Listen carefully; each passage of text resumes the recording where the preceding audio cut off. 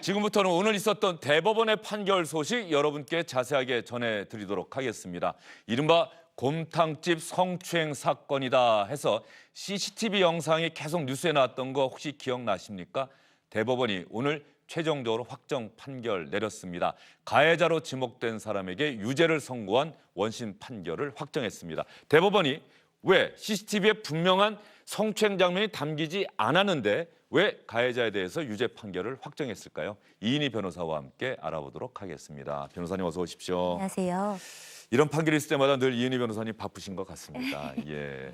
이번 대법원 판결이 어떤 의미를 갖고 있는지 먼저 그 부분부터 좀 말씀해 주시죠. 일단은 이제 직접적인 증거가 없는 사건들, 특히 이제 기습적인 어떤 상황의 강제추행이라든가 밀폐된 공간에서 일어난 중간간이나 강간 같은 이제 성범죄에 있어서 피해자의 이제 진술 이외에 직접적인 증거가 없고 그 피고인이 이를 부인하고 있는 그런 사건에서 피해자가 구체적이고 일관되게 증언을 한다면, 진술에 맞다면, 그리고 다른 객관적인 어떤 증거 사실들이 그 피해자의 진술에 부합한다면 특별한 이유가 없다면 피해자의 진술을 배척하지 말고 그대로 인용해서 이 부분을 중요한 증거로 받아들여라 라는 취지이기 때문에 중요한 의미를 갖습니다. 왜냐하면 대부분의 사건들이 이와 같거든요. 그렇죠. 물적 증거가 따로 없고 시간이 예. 좀 지난 뒤에 네. 또 신고할 수도 있는 예, 것이고 그렇습니다. 예, 대부분의 어떤 성폭력 사건이 이런 모습을 보이고 있다 그런 말씀이신 그렇죠. 거죠? 절도라든가 뭐 상해라든가 뭐 살인 이런 것들은 어떤 식으로든 범죄의 결과물이 남아서 그 안에서 직접적이고 간접적인 증거들이 도출되지만 성폭행 사건들의 이제 성폭행, 성폭력 이런 것들은 당사자 간에만 알고 있고 다른 직접적인 증거들이 없는 경우가 많기 때문에 상당히 유의미한 판결들을 지금 대법원이 거듭해서 내려주고 있다라고 보입니다.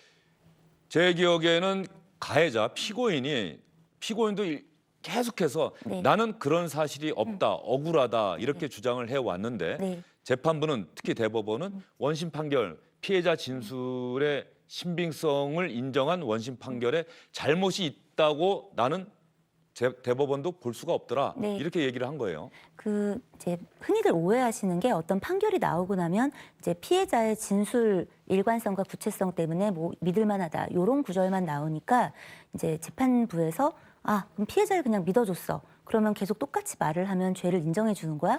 너무 불안하지 않아? 이제 이렇게 생각하시는 네. 거죠. 그런데 실제로는 재판부에서 이제 피해자의 진술을 평가할 때 단순하게 똑같이 지난번과 이야기했다, 아니다, 요걸 평가하는 게 아닙니다. 예를 들면 이 사건의 경우에도 CCTV에서 이제 피고인이 피해자의 엉덩이를 움켜쥐는 장면이 직접 나오진 않습니다.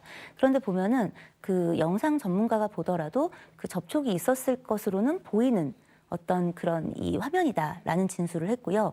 그것과 관련해서 피고인은 자신의 어떤 그 CCTV 영상이 있다라는 거를 알기 전까지는 계속 부딪히지도 않았다 이렇게 얘기하거나 최초에 경찰에 갔을 때는 그 상황이 아닌 신발을 갈아 신는 과정에서 어깨만 부딪혔다라든가 하는 식으로 계속 진술이 엇갈리고 사실과 다른 어떤 진술을 하는데 그 CCTV가 이 접촉이 있었을 것이다라는 것 외에도 이 피고인이 거짓말을 하고 있다는 걸 보여주는 거죠.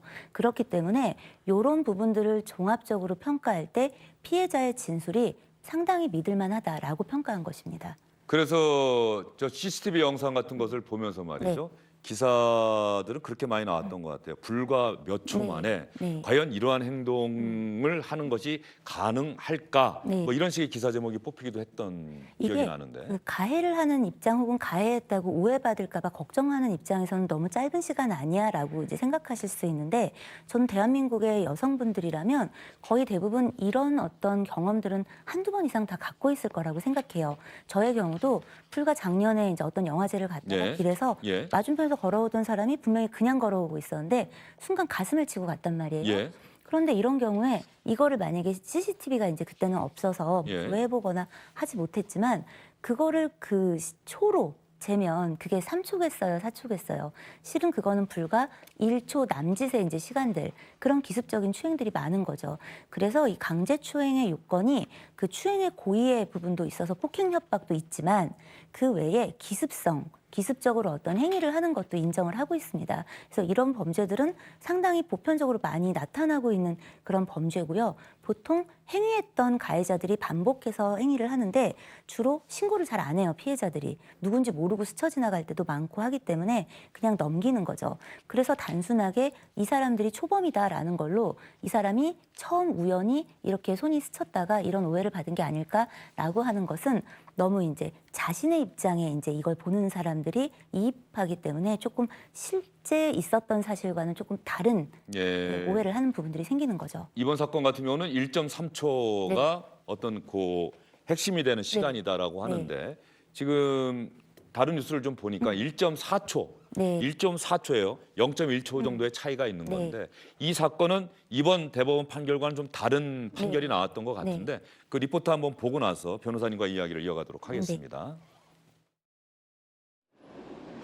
2017년 3월 A씨는 버스에 오르던 중 뒤따라오던 B씨가 엉덩이 부위를 움켜잡은 뒤 옷을 잡아당겼다며 성추행 혐의로 신고했습니다. 술에 취한 상태였던 B씨는 비틀대다 몸이 앞으로 쏠리면서 A씨의 옷을 잡긴 했지만 추행은 없었다고 반박했습니다. 1, 2심 재판부는 피해자의 진술이 일관되고 목격자 진술과 블랙박스 영상을 통해 성추행이 인정된다며 B씨에게 벌금 500만 원을 선고했습니다. 하지만 지난 4일 대법원은 원심 결정을 뒤집고 무죄 취지로 사건을 돌려보냈습니다. 원심에서 성추행의 핵심 증거가 됐던 버스의 블랙박스 영상이 거꾸로 무죄 판단의 결정적 이유가 됐습니다. 블랙박스 영상에서 B씨가 몸을 앞으로 기울이며 손을 뻗고 피해자가 뒤를 돌아보기까지 걸린 시간은 1.4초. 대법원은 1.4초 안에 손을 뻗어 엉덩이 부위를 움켜잡았다가 손을 떼고 같은 손으로 다시 옷을 잡아당기는 것이 물리적으로 가능한지 의문이 든다고 파기환송의 이유를 설명했습니다.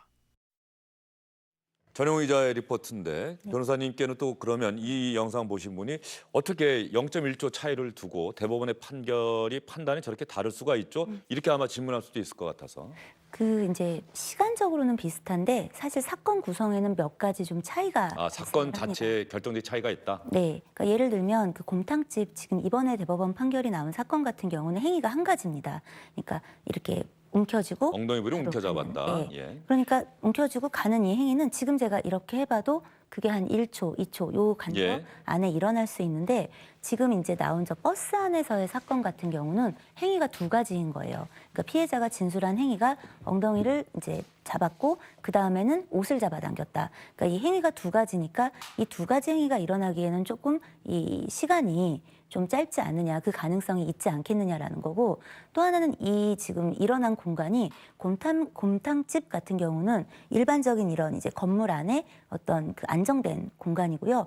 버스는 몸이 움직이는 그렇죠. 공간이기 때문에 혹시라도 피해자가 거짓말을 한다기보다는 피해자가 잘못 오인했을 일말의 합리적 가능성이 없는가를 평가했던 게 아닌가 싶습니다. 인듀비오 프리비오라고 그 형사법의 대원칙상 어쨌든 불분명할 때는 피고인의 이익으로라는 원칙이 있고 그런 부분에서는 그 원칙에 입각한 판결이 아니었나라고 생각합니다. 예, 이번 곰탕집 성추행 사건 관련해서는 오히려 1심 재판부가 검찰의 구형량보다도 더 강하게 형을 선고해서 화제가 되기도 했었는데 아마 벌금형 구형했는데 네. 징역 6월에 법정 구속. 네. 그래서 아마 더 큰 네. 기사가 됐던 것 같아요. 이게 그 흔하지 않은 상황입니다. 보통 이제 약식 기소가 되는 경우에 이제 피고인들이 대부분 이의 신청해가지고 재판을 받는 이유가 검찰이 구형했던 벌금 이상의 이제 벌금이라든가 뭐 다른 형이 나오지 않으니까 일단 다퉈보는 거예요.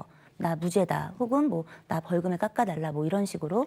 그런데 이 사건 같은 경우는 벌금이 나왔던 사안이 심지어 실형이 집행유예도 이제 아닌 실형이 나왔기 때문에 굉장히 이례적인 경우이긴 한데 아마도 재판 과정에서 이제 나타난 피고인의 어떤 태도라든가 자백 반성이나 어떤 피해자에 대한 어떤 비난의 수위 같은 것들이 이제 재판부로 하여금 좀 괘씸죄를 그 적용하게 만든 그런 결과가 있지 않을까라고 짐작만 좀 해보고 있습니다. 또 이번 사건 같은 경우는 피고인의 가족 되는 분이 네. 억울하다. 이건 네. 정말 억울하게 당하는 것이다라고 하고 청와대 뭐 청원에도 올리고 그러면서 네. 논란이 상당히 커졌고요. 네. 그 논란이 커진 다음에 실제로 거리에서 찬반 집회가 열리는 일까지 있었어요. 당시 집회에서 있었던 이 사건과 관련한 찬성과 반대의 목소리 한번 들어보겠습니다.